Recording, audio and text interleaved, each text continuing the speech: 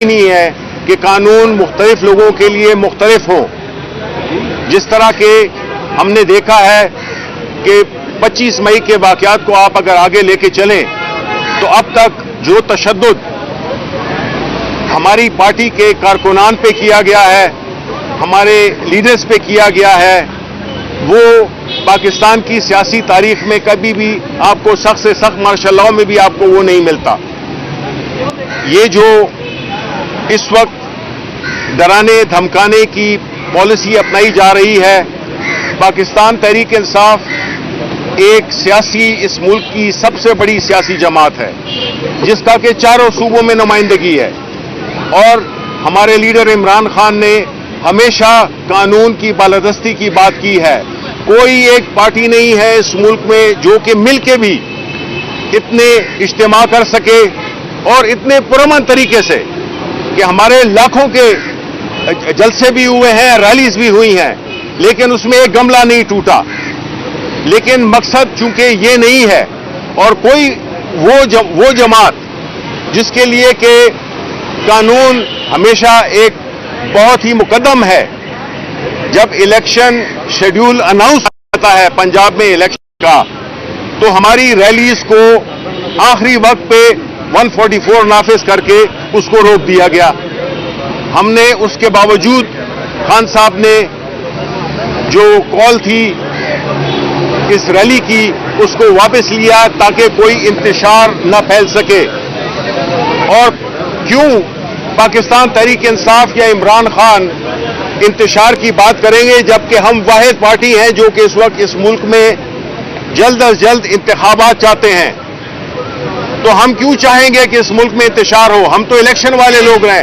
ہمارا تو ڈیمانڈ ہی ایک ہے کہ اس ملک میں جلد از جلد اور سپریم کورٹ کی دی ہوئی قانون کے مطابق جو الیکشن ڈیٹ ہے اس پہ عمل درآمد کیا جائے، بجائے اس کے کہ سپریم کورٹ کے ججز پہ حملے کیے جائیں، جو کہ پاکستان مسلم لیگ نون کا ہمیشہ وتیرہ رہا ہے کہ یہ ہمیشہ جو ہے مولا جٹ کی سیاست کرتے ہیں. چونکہ ان کو معلوم ہے کہ یہ الیکشن ہار چکے ہیں. پاکستان کے عوام عمران خان کے ساتھ اور پی ٹی آئی کے ساتھ، آئین کے ساتھ، قانون کے ساتھ کھڑی ہوئی ہے. واحد جماعت ہے جو کہ اس وقت آئین کی بھی رکھوالی کر رہی ہے اور جو اس ملک کے سب سے معزز عدالتیں ہیں ان کا بھی احترام بھی کر رہی ہے اور ان کے ساتھ کھڑے ہوئے ہیں. باقی جو چور اچکے ہیں، جس طرح کہ آج سینٹ میں ایک لا پاس کیا گیا جس سے پہلے تو انہوں نے ایک فائنینشیل این آر او لیا، آج انہوں نے اپنے نااہل لیڈران کو اہل کرانے کے لیے ایک بل پاس کیا ہے. مجھے بہت افسوس سے یہ کہنا پڑتا ہے کہ وہ ایوان جس کا کہ میں بھی ممبر ہوں، لیکن یہ جو حکومتی قابض ٹولہ ہے یہ وہاں پہ بیٹھ کر اور اپنے لیڈران کو ڈرائی کلین کر رہا ہے. یہ عوام کے لیے کچھ بھی نہیں کر رہا. تو جو قوانین پاس ہو رہے ہیں، جس طرح سے اس ملک کو چلایا جا رہا ہے، جس طرح کے عدلیہ کو، تمام اداروں کو تباہ کر دیا، اب ان کا آخری ہدف جو ہے وہ ہے پاکستان کی عدلیہ. اور اس وقت جو ان کے نشانے پہ ہیں وہ چیف جسٹس ہیں اور کچھ اور ججز ہیں. انہوں نے دیکھیں اگر اس ملک میں قانون بھی نہ رہا، سپریم کورٹ بھی نہ رہی، تو پھر پاکستان کے عوام کدھر جائیں گے؟ پھر تو یہ بنانا ریپبلک بن گئی. تو جہاں تک ہمارا تعلق ہے اور جو ہم نے آپ کو بتایا کہ خان صاحب باوجود مشکلات کے وہ ہر عدالت میں گئے ہیں، ہر عدالت میں پیش ہوئے ہیں، باوجود اس کے کہ ان کی جان کو شدید خطرات لاحق ہیں، اس کے باوجود ہم ہر عدالت کی پیشی پہ بھی گئے ہیں. اور جسے کہتے ہیں کہ خان صاحب نے اپنی زندگی کو خطرے میں ڈال کر اور قانون کا احترام کیا ہے. ان کو آپ کو یاد ہوگا کہ جس طرح ان کی پیشیاں ہوتی تھیں اور کس طرح سے ہماری حکومت نے ان کے لانگ مارچز کو بھی ڈیل کیا، ایک ایف آئی آر نہیں کاٹی. ادھر تو آپ سرف ہو جائیں تو ایف آئی آر لگ جاتی ہے آپ پہ.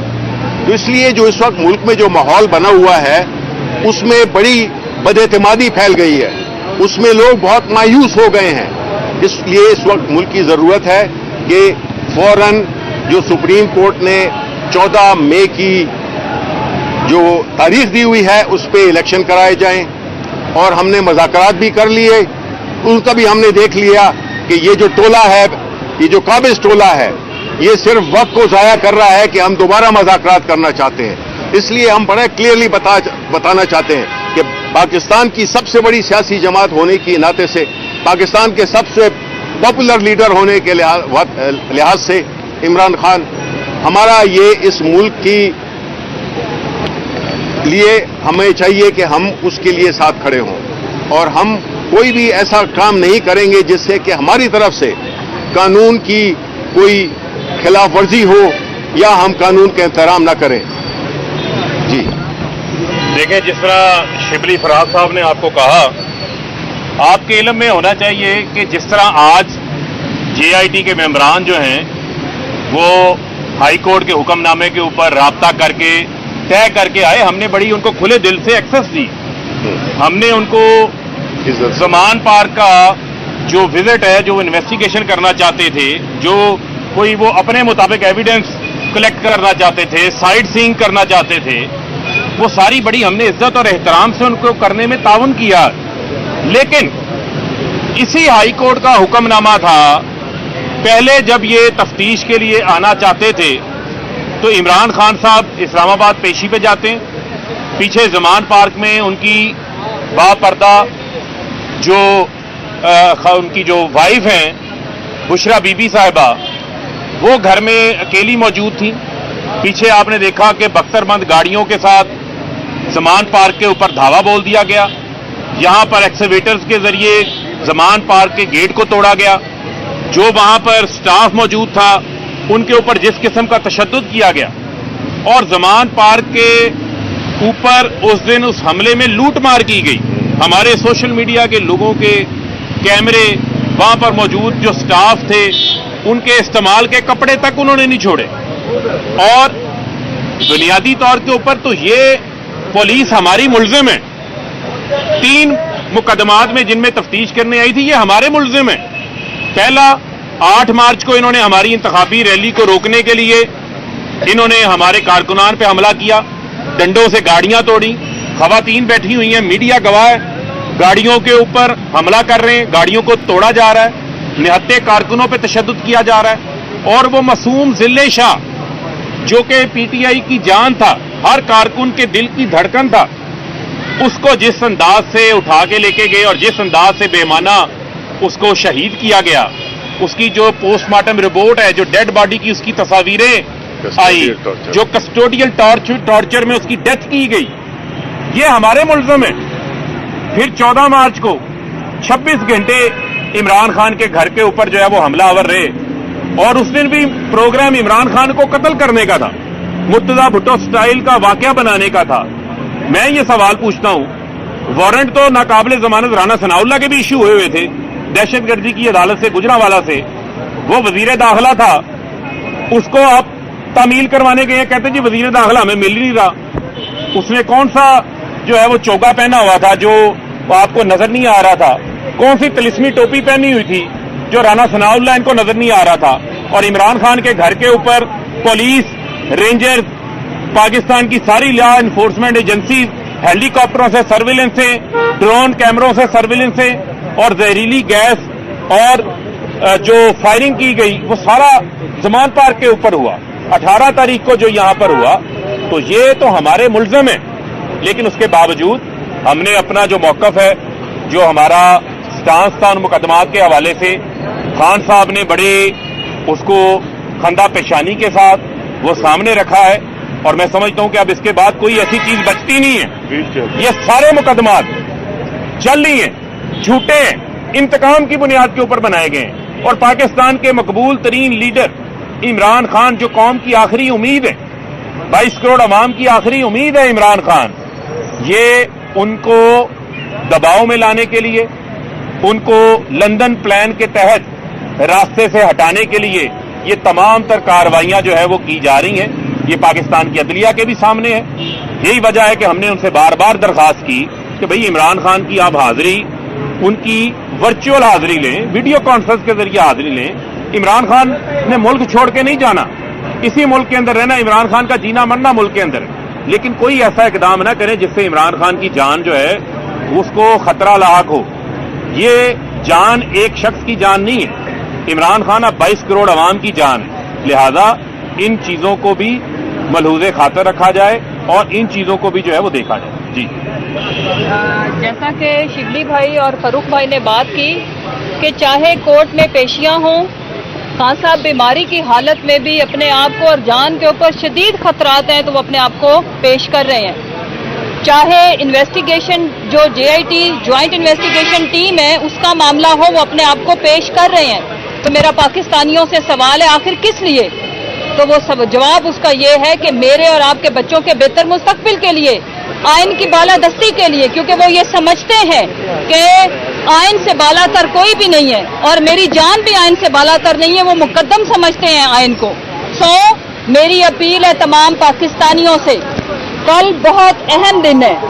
کل پورے ملک کے اندر انشاءاللہ پوری قوم پاکستان کی تمام یونین کونسلز کے اندر مغرب سے 1 گھنٹہ پہلے ہم نکلے، ہم اپنے قائد کو بتائیں جس نے اپنی جان ہتھیلی پہ رکھی ہوئی ہے، جس پہ 2 دفعہ قاتلانہ حملہ ہو چکا ہے، اس کے باوجود وہ میرے اور آپ کے بچوں کے بہتر مستقبل کے لیے، آزاد حقیقی آزاد پاکستان کے لیے وہ جا رہے ہیں. کل خان صاحب خود دوبارہ اپنی آئین کو قائم رکھنے کے لیے اس آئین شکن ٹولے کے خلاف ریلی بھی نکال رہے ہیں.